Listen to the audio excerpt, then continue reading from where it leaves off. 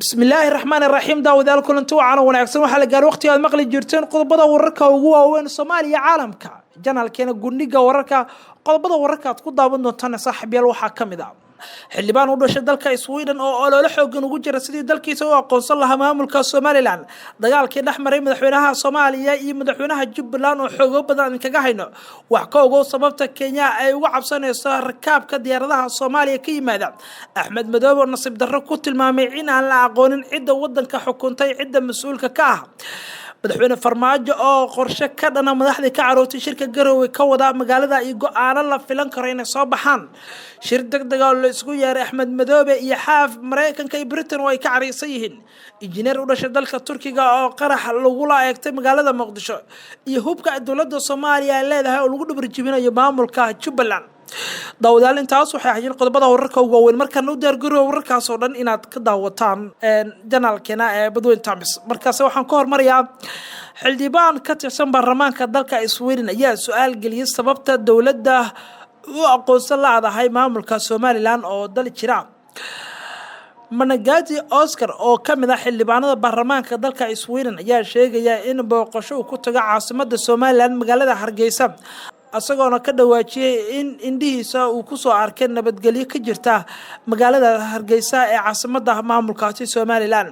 xildhibaanka ayaa sidoo kale waxa uu sheegay inuu la kulmay madaxweynaha Somaliland intuu ku sugnaa magaalada Hargeysa asagoo kulamo kala duwan la yeeshay qaar kamid ah madaxda Somaliland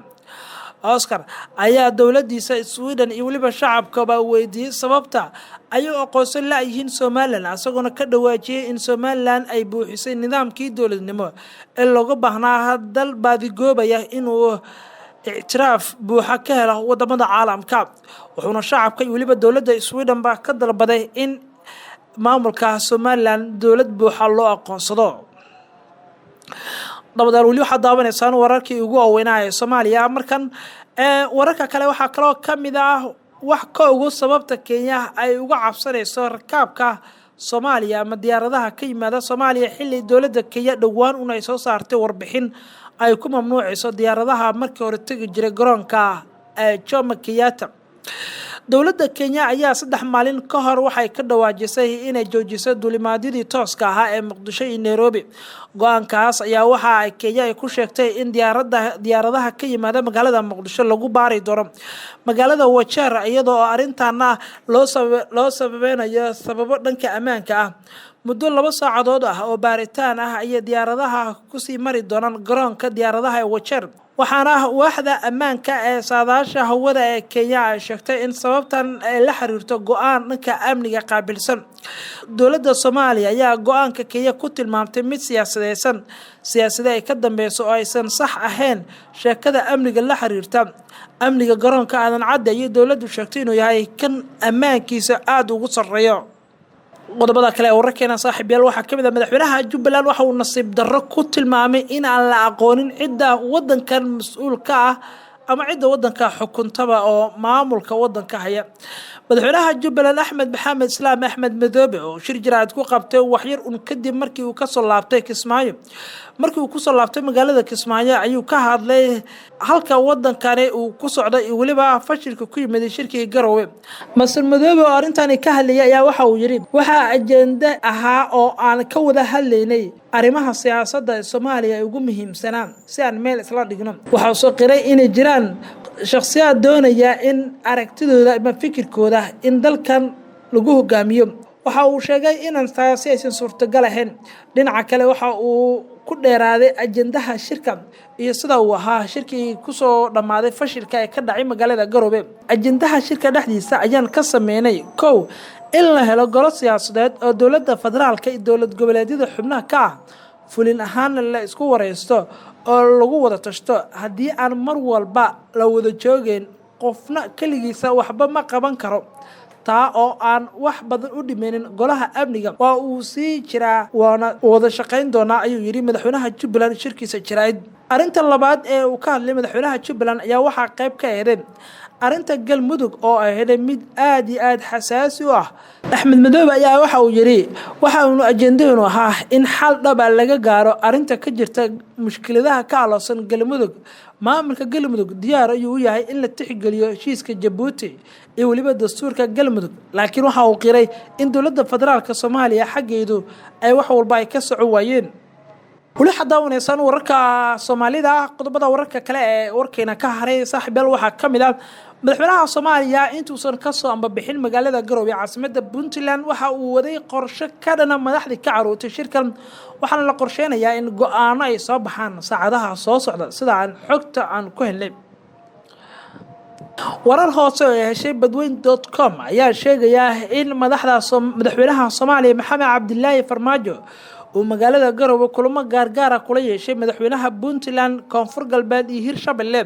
oo saddexda madaxweyne ee ku hartay halkaasi. qaar kamid ah madaxda ku sugnayd magaalada Garowe ayaa iskaga kala tagay magaalada kadib markii fashil uu ku soo dhamaaday shirkii wada tashiga ahaa, waxaana madaxda maamulada Jubbaland iyo Galmudug ay kala aadeen magaalooyinka Kismaayo iyo Nairobi, halka ra'iisul wasaaraha Soomaaliya iyo waliba gudoomiyaha gobolka Banaadirna ay soo gaareen magaalada caasimadda Muqdisho. madaxweyne Farmaajo ayaa xalay kulan albaabada u xiran yihiin la yeeshay mas'uuliyiinta ku hartay magaalada Garowe, waxaana uu kala hadlayay sidii loo xallin karo khilaafka ee shirkan uu ku soo idlaaday. sidoo kale madaxweynaha ayaa ku qancinayay madaxda saddexda madaxweyne ee maamulada Puntland, Koonfur Galbeed iyo Hirshabelle inay soo gaaraan go'aan si loo yareeyo culeyska iyo waliba si loo xalliyo khilaafka iyo waxa ay tabanayaan madaxda maamulada Galmudug iyo Jubbaland oo shirka ka carooday oo iskaga baxay. madaxweynaha Soomaaliya ayaa galabta ka soo baxay magaalada Garowe tan iyo markii uu fashilmay shirka. madaxweynaha ayaana 9 cisho ku sugnaa magaalada Garowe isagoo kulamo kala duwan kula qaadanayay madaxda ku hartay shirka. madaxweynaha Soomaaliya Maxamed Cabdilaahi Farmaajo ayaa maanta gelinkii dambe magaalada Muqdisho soo gaaray kadib 9 cisho ku sugnaa magaalada. wafdiga madaxweynaha ayaa waxa garoonka diyaaradaha Garowe ku sii sagootiyay madaxweynaha Puntland iyo ku-xigeenkiisa.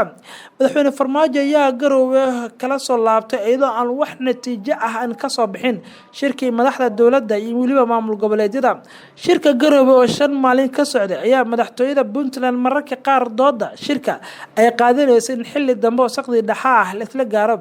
walow gelinkii dambe Jimcihii ay dood adag shirka ay ka dhalatay kadib markii magaalada Kismaayo ay isku rasaasayeen ciidamo daacad u ah madaxweynaha Jubbaland iyo waliba Cabdinaasir Seeraar, taas oo dadka qaarkii ay qabaan inay soo dedejisay fashilka shirka Garowe. madaxweynayaasha Galmudug iyo Jubbaland ayaa isla barqabnimadii shalay iskaga soo tagay magaalada Garowe, halka ra'iisul wasaaraha Soomaaliya iyo duqa Muqdisho gelinkii dambe shalay iskaga soo baxeen magaalada. mana jirto wax balan ah oo ay madaxdu wada dhigteen si loo ambaqaado waxyaabaha keenay in shirka uu fashilmo ama in markale madaxdu ay arkaan si go'aan loo gaaro xiisada siyaasadeed ee wali ka dhex jirta dalka iyo waliba khilaafka u dhaxeeya dowladda federaalka Soomaaliya iyo maamul goboleedyada. dawdalu li xadaa wanaagsan wararkeena qodobada kale wararkeena ka haray waxa kamid ah shir degdeg ah ayaa la isugu yeeray madaxweynaha Jubbaland Axmed Maxamed Islaam Axmed Madoobe iyo waliba madaxweynaha kale ee Galmudug Xaaf. xog dheeraad oo heshay badweyn.com ayaa sheegaya in beesha caalamka ay shir degdeg ah isugu yeertay madaxweynayaasha maamulada Galmudug iyo waliba Jubbaland. shirkan ayaa waxa lagu wadaa inuu ka dhaco magaalada Nairobi ee dalkaasi Kenya, waxaana looga hadli doonaa fashilka ku yimid shirkii Garowe. dowladaha daneynaya arrimaha Soomaaliya ayaa walaac xooggan waxay ka muujinayaan xiriirka sii xumaanaya ee u dhaxeeya dowladda federaalka iyo waliba maamul goboleedyada ee hoos tagta dowladda. dowladaha daneeya arrimaha Soomaaliya ayaa walaac waxay ka muujinayaan xiriirka sii xumaanaya ee u dhaxeeya dowladda federaalka iyo maamul goboleedyada hoos tagaya, waxaana dadaallo ay ku bixinayaan in xal loo helo khilaafka ragaaday ee horseedaya dowladnimada Soomaaliya in qatar uu galo. madaxweynaha Galmudug oo ku sugan magaalada Nairobi ayaa laga yaabaa in kulamo hordhaca uu la sii qaato safiirka Mareykanka iyo waliba kan Britain ee ku sugan halkaasi, ayagoona ku cadaadin doona in tanaasul uu sameeyo una tanaasulo dowladda dhexe iyo waliba maamulka Galmudug si labada dhinacba isku soo dhawaadaan. waxaana sidoo kale lagu wadaa in magaaladaas Nairobi uu gaaro madaxweynaha Jubbaland oo asna qayb ka noqon doona xubnaha la kulmi doona beesha caalamka.